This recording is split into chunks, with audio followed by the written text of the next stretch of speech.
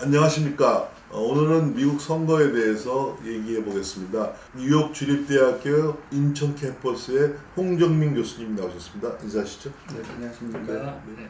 홍정민 교수님은 학교 보직도 맡고 해서 바쁘실 때 나오셔서 감사드립니다.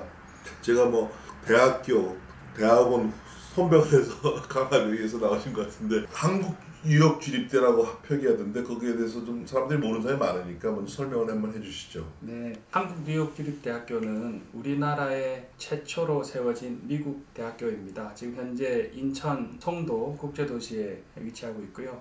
롱아일랜드에 위치한 스토니브룩 대학교, 그리고 맨하탄에 위치한 FIT라는 패션 명문 대학교, 두 대학교에서 우수한 학위 프로그램들이 현재 한국 뉴욕 주립대학교에서 교육이 진행되고 있습니다. FIT가 뉴욕 주립대학인지 모르는 사람이 많은 것 같아요. 그렇죠? 네네. 그 세계 탑 패션 스쿨이고 항상 세계 3위권 안에 드는 그런 대학교고요.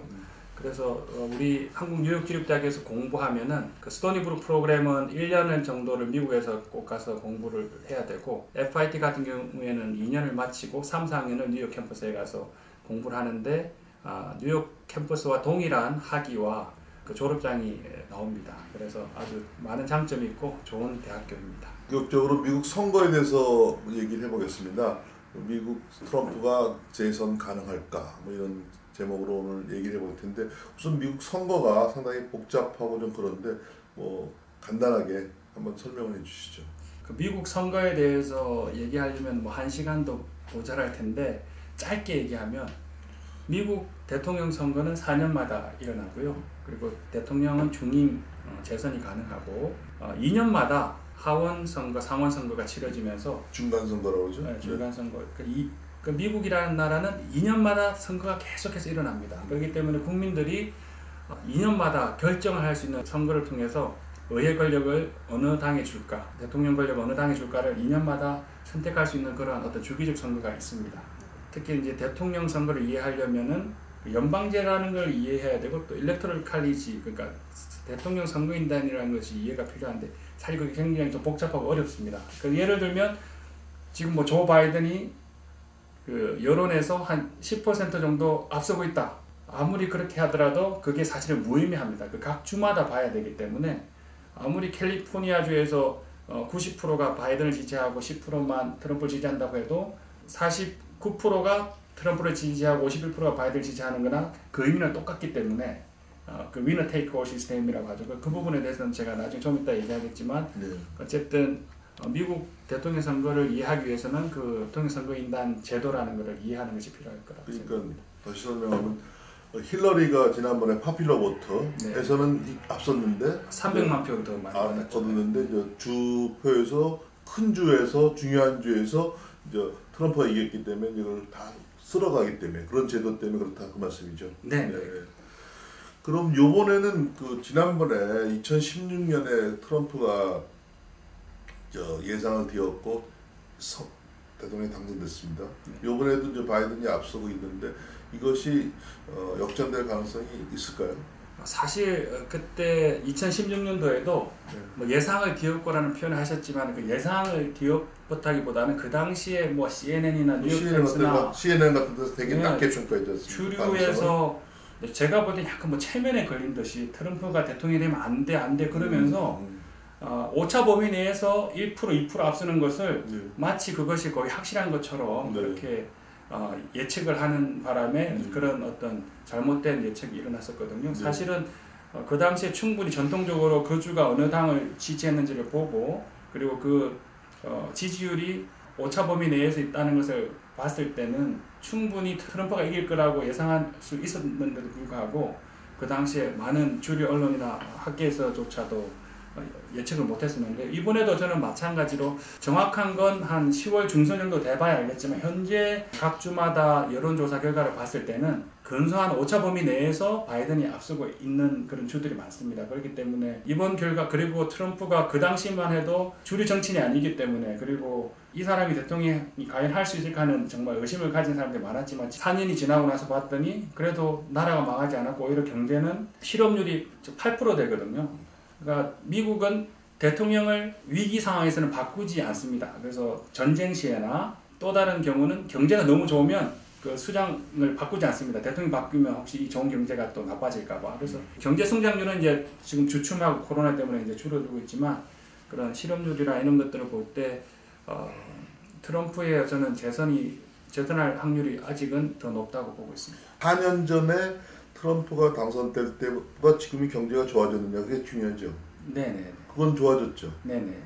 제가 제일 궁금해하는 거는 지난번에 트럼프가 당선될 때 러스트 벨트 망한 공업 도시를 오하이오라든가 미시간이나 그런 주요 큰 주들 선거인단이 많은 주 그런 주에서 그 고등학교만 졸업한 백인 노동자들이 많이 찍었다고 하는데 그 경향이 계속될까요? 계속될 거라고 보고 있고요. 그 특히 그 당시에는 대학 중퇴, 고졸, 중졸 사람들이 많이 트럼프를 지지했습니다. 대학 졸업생들 중에서는 백인 대학 대졸자들은 또 트럼프를 더 많이 지지했었고요. 그런 의미에서 볼 때는 저는 그 현상은 더 이번에도 있을 거라고 보는데 문제는 투표율입니다.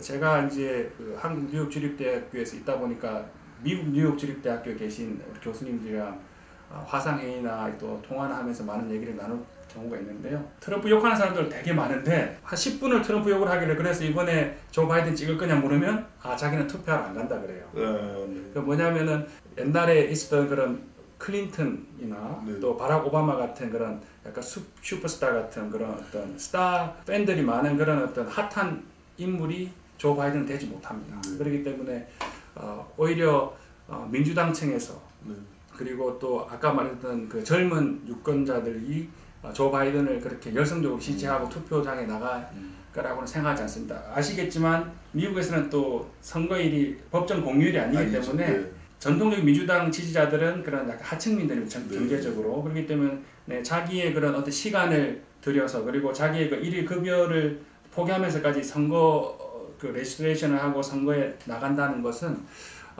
그만큼 나갈 만큼 바이든이 그렇게 매력적이지 못하다 그렇게 말씀드립니다. 2016년에 제가 미국의 뉴욕에 이제 손이 처남 부부가 살았는데 왜 그 트럼프를 찍었다 그래서 왜 트럼프를 찍었냐 했더니 힐러리가 싫어서 찍었다 하더라고요. 요번에 제가 물어보고 싶은 거는 어떻게 보면 그 트럼프가 상대 후보 바이든이 약한 운이 있는 거 아니에요? 어떻게 보면? 운도 약간 있는 것 같고요. 그러니까 상대가 약하다.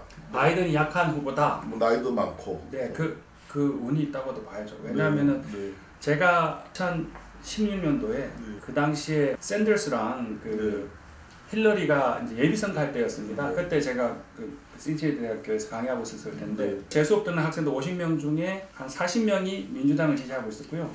그 중에 그 힐러리와 샌더스 그 두 민주당 후보들 라이벌 중에 샌더스를 지지하는 학생들이 거의 한 90%였습니다. 힐러리 지지하는 애들은 한 뭐 10%도 안 됐던 것 같고요. 그리고 제가 물었어요.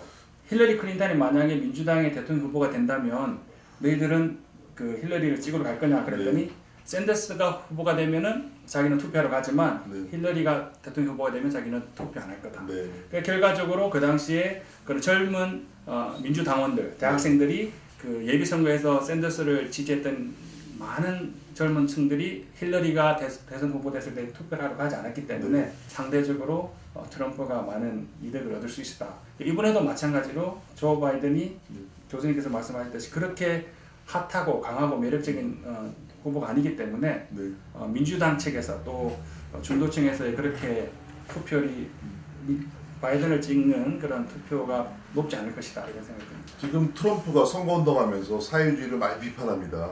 샌더슨이 주장하는 사회주의, 그래서 젊은 뭐 학생들이라든가 그런 사람들이 지지하는 그런 게 있었잖아요, 열풍이. 근데 이번에도 있었다가 이제 또 후보는 바이든이 됐는데 그 샌더슨에 대한 사회주의적인 뭐 욕구, 그런 열풍이라든가 추세는 지난번 선거와 이번 선거 운동 기간이 어떻습니까? 그러니까 그 소셜 디모크라시라고 하는 부분인데 그 샌더스가 주장하는 거를 바이든이 좀 수용을 그래도 많이 하셨는데 했는데 샌더스가 볼 때는 그만큼 자기 원하는 만큼 수준이 아니니까 계속 바이든을 더 밀어붙이고 있거든요. 바이든 그런 식으로 하면은 젊은 층 그리고 히스패닉, 라틴계 유권자들과 또 젊은 층들이 너 지지 안 한다. 네. 그들이 투표를 안 하면은 네. 트럼프를 이길 수 없다 하면서 계속 하고 있는데 네. 또 그렇게 가면은 조 바이든 입장에서는 또 중도층의 표를 잃을 거라는 그런 네. 마음이 있기 때문에 네. 거기서 약간 조 바이든 입장에서는 좀 고민과 딜레마가 있을 것 같습니다. 제가 뭐 사회주의 열풍이라고 사회민주주의 열풍이라고 표현을 했는데 그런 것이 좀 열풍이 일어나서 또 반작용으로 또 트럼프에 유리한 점도 있지 않습니까? 그 열렬한 트럼프 지지자들 중에는 꼭 트럼프를 좋아하지 않더라도 그 공화당의 정책에 대한 동조하는 그런 남부 그 침례교 연합 그 크리스찬 그룹들이 있거든요. 네. 그 표를 무시할 수 없는데 네. 예를 들면은 민주당이나 그 기존은 그 기독교의 어떤 원리는 조금 멀어진 곳에 떨어져 있는 정책을 취하고 있는데 네. 트럼프 같은 경우에는 예를 들면 그 메리 크리스마스라는 거는 기독교적인 용어다 해서 다들 해피 할리데이 뭐 네. 아주 행복한 뭐 휴일이다 이렇게 인사하는 걸로 바뀌었는데 네. 트럼프는 그냥 TV 앞에서 메리 크리스마스 하고 이렇게 말한 게 뭐 어때 뭐 이러니까 어떻게 보면 그 기독교인들이 어떤 열광적 지지도 끌어내고 트럼프의 그런 뭐 언행이나 말들이 모든 것이 재선과 연결돼서 그렇게 이루어지는 것 같습니다. 코로나19를 이거 먼저 얘기해야 되는데 그 전에 한 가지 더 마이너한 문제로서 물어보고 싶은 거는 그 우편 투표, 네. 우편 투표에 대해서 이제 현장 투표가 우편 투표를 하게 되면 문제가 있다 이런 식으로 이제 트럼프가 공격을 하는데 선거제도에서 우편 투표가 뭔가? 선거인단이 투표할 때 현장에서 하고 우편을 하는 건가요? 선거인단이 투표하는 게 아니고요. 네. 예를 들어서 오하이오주 우리도 오하이오주에서 그렇죠. 왔었는데 네, 네. 오하이오주의 선거인단이 18명입니다. 네. 오하이오주의 그 선거 주민들이 네. 51%가 네. 트럼프를 지지하고 네. 49%가 조 바이든을 지지하면 선거인단 표 18표는 모두가 네. 트럼프한테 가는 겁니다. 그 18명 그럼 선거인단은 누구냐? 네.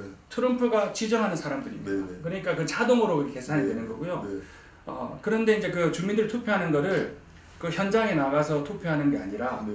집에 메일이 오면 그 메일에 써서 다시 우편으로 보내서 네. 투표하는 게 우편 투표인데 네. 사실 우리 한국에는 그런 우편 투표가 없지 않습니까? 네. 네. 네. 한번 상상해 보십시오. 우리가 네. 우편 투표를 한다. 네. 우리 집에 그 대통령을 뽑는 투표용지가 와요. 네. 우편으로. 네. 그럼 제가 투표할 때 옆에 주위에서 볼 수도 있고 네. 가족에 누가 네. 입김 센 사람이 너 이 사람 찍어 할 수도 있는 네. 건데 아까도 말했지만 트럼프 욕하는 사람들은 많아요. 네. 그렇지만 그렇다고 또 조 바이든을 또 막 좋아하는 사람 그렇게 많지 않아요. 네. 트럼프를 욕하는 거는 어떻게 보면 지식인들이라든지 또 주류 그 미디어에서의 어떻게 보면은 아주 좋은 소스인데 그 우리가 흔히 말하는 샤이 보수인들이 있습니다. 네.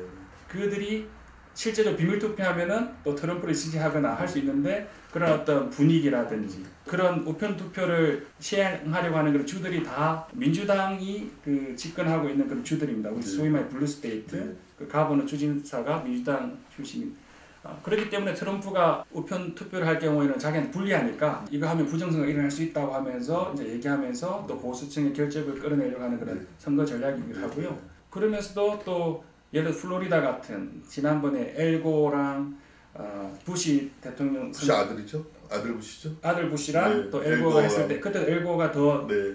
파퓰러 보트는 좀 앞섰죠? 앞섰지만 선거인단에서 지지율이 네, 플로리다 주였는데 네. 네. 그 당시 플로리다 주지사가 부시 그 동생이었지 않습니까? 그것처럼 지금도 플로리다 주 주지사는 공화당이거든요. 그러니까 또 플로리다 주의 또 우편 투표는 신뢰할 만하다 또 이런 얘기를 또 트럼프가 하는 거기 때문에 우편 투표 자체가 뭐 문제가 있다 이런 걸 떠나서 그럴 가능성이 있지만 결국 선거 전략 어떻게 하면 이렇게 말함으로써 또 선거에 더 유리한 고지를 차지하려고 우편 투표는 위험하다 부정선거의 어떤 위험성이 크다고 얘기한 것 같습니다.